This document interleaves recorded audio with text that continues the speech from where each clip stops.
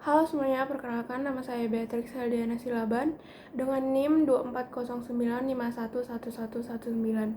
Hari ini saya akan menjelaskan tentang ilmu bakteri dan penyakit pada jamur, dan saya memilih bakteri Streptococcus. Untuk judul kasus yang saya ambil yaitu kejadian Streptococcus suis pada babi yang dipotong di rumah pemotongan hewan untuk babi di Denpasar. Untuk yang pertama, saya akan menjelaskan apa itu Streptococcus. Nah, Streptococcus itu merupakan penyakit infeksius yang disebabkan oleh bakteri dari genus Streptococcus yang bersifat gram positif, dan bentuknya itu kokus dan sering tersusun dalam rantai pendek.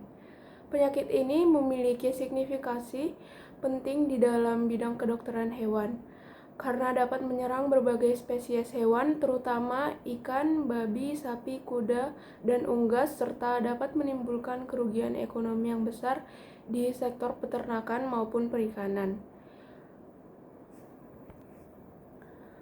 Beberapa spesies Streptococcus yang umum menyebabkan penyakit pada hewan yaitu ada Streptococcus suis,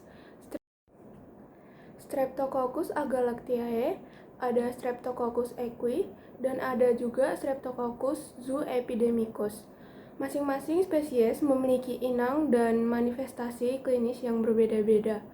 Contohnya pada sapi yaitu ada Streptococcus suis, dia menyebabkan meningitis, dan juga dia itu menyebabkan artritis, pneumonia, dan septikemia. Serta dia juga bersifat zoonosis karena dapat menular ke manusia yang memiliki kontak langsung dengan hewan yang sudah terinfeksi. Pada sapi perah itu ada Streptococcus agalactiae. Dia merupakan penyebab utamanya mastititis menular yang mengakibatkan penurunan produksi dan juga kualitas susu pada sapi perah itu.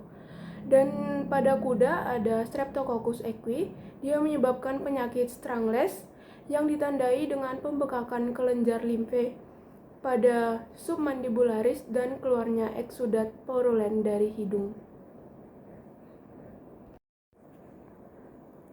Penyakit ini juga menimbulkan kerugian ekonomi yang signifikan karena dia itu dapat menyebabkan kematian, penurunan produktivitas, gangguan reproduksi, serta biaya pengobatan dan pengendalian yang tinggi. Selain itu, beberapa spesies Streptococcus juga memiliki potensi zoonotik sehingga menjadi ancaman bagi kesehatan masyarakat, terutama bagi pekerja peternakan, dokter hewan, dan juga masyarakat yang kontak langsung dengan hewan atau produknya. Dan juga penularan Streptococcus ini umumnya terjadi melalui kontak langsung dengan hewan yang terinfeksi, cairan tubuh seperti lendir, nanah, susu, atau lingkungan yang tercemar. Dan faktor stres, kondisi kandang yang buruk, serta sistem biosecurity yang lemah dapat memperburuk penyebaran penyakit ini. Sekarang kita akan masuk ke deskripsi kasus yang saya ambil, yaitu kasus ini dilakukan oleh Profesor Besung dan juga timnya di Universitas Udayana tahun 2023. Mereka meneliti keberadaan bakteri Streptococcus suis pada babi yang dipotong di rumah potong hewan Denpasar. Karena di Bali sendiri sudah banyak kasus manusia yang terinfeksi bakteri ini setelah melakukan kontak atau makan daging babi yang mentah. Untuk metode penelitian yang dilakukan yaitu mereka menggunakan sampel yaitu 200 tonsil babi yang diambil dari babi potong di rumah pemotongan hewan khusus Bali di Denpasar, Bali.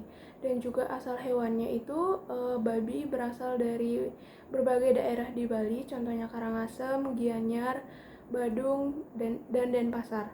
Dan untuk langkah pemeriksaan laboratoriumnya itu, yang pertama mereka melakukan isolasi bakteri menggunakan shipboard agar 5%, dan juga lalu diinkubasi 37 derajat Celcius selama 18-24 jam. Yang kedua, mereka melakukan pewarnaan gram, yaitu hasilnya menunjukkan bakteri gram positif berbentuk kokus berantai pendek. Selanjutnya, uji biokimia, yaitu hasilnya katalase negatif, oksidase negatif, dan juga koagulasi negatif. Selanjutnya, yang keempat ada konfirmasi molekuler. Itu dilakukan dengan menggunakan PCR dengan primer gen Reg-N untuk deteksi spesifik Streptococcus suis. Dan juga yang terakhir, mereka melakukan elektroforensis DNA digunakan untuk melihat hasil PCR dan pita positif muncul pada 350 BP. Dan untuk hasil pemeriksaannya itu yaitu dari 200 sampel tonsil yang dilakukan uji coba, terdapat 5 sampel yaitu 2,5% positif Streptococcus suis. Koloni bakterinya menunjukkan alpha hemolysis pada media agar darah. Hasil PCR menunjukkan pita tunggal 350 BP sesuai kontrol positif atau menandakan DNA Streptococcus suis terdeteksi. Lalu temuan ini menunjukkan bahwa babi yang disembelih di rumah potong hewan dan pasar terinfeksi Streptococcus suis, meskipun sebagian tidak menunjukkan gejala klinis.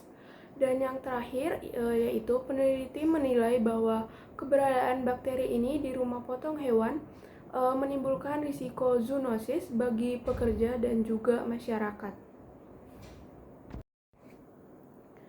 Untuk kesimpulannya itu, berdasarkan hasil pemeriksaan terhadap 200 sampel tonsil babi yang dipotong di rumah pemotongan hewan, khusus babi di Denpasar, ditemukan bahwa sebanyak 2,5% sampel positif terinfeksi bakteri Streptococcus suis.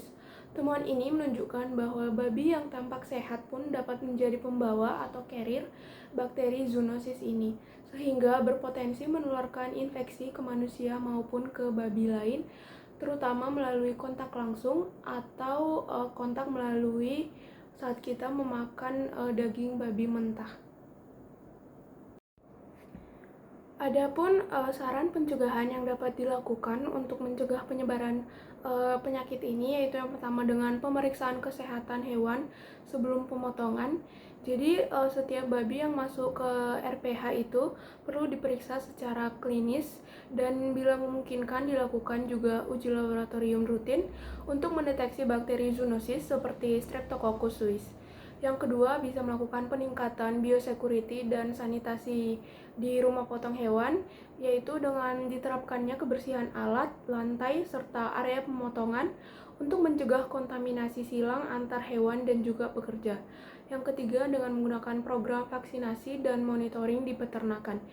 Jadi, walaupun vaksin Streptococcus suis ini masih terbatas, monitoring rutin dan pengawasan kesehatan babi di peternakan asal sangat penting untuk menekan penyebaran dari penyakit ini. Selanjutnya ada edukasi masyarakat dan juga pekerja RPH, yaitu dengan meningkatkan kesadaran risiko zoonosis.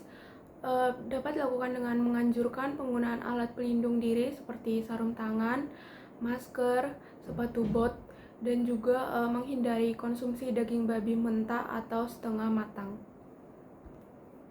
Dan yang terakhir dengan melakukan pendekatan One Health, yaitu dilakukan kerjasama antara dokter hewan, tenaga kesehatan manusia, dan juga instansi kesehatan lingkungan untuk memantau dan mengendalikan penyebaran Streptococcus suis secara terpadu. Demikian pemaparan kasus mengenai penyakit dan bakteri yang bisa saya sampaikan. Semoga dapat bermanfaat bagi teman-teman semua, dan juga apabila ada salah atau kata yang saya sengaja ataupun tidak saya sengaja, saya mohon maaf. Terima kasih.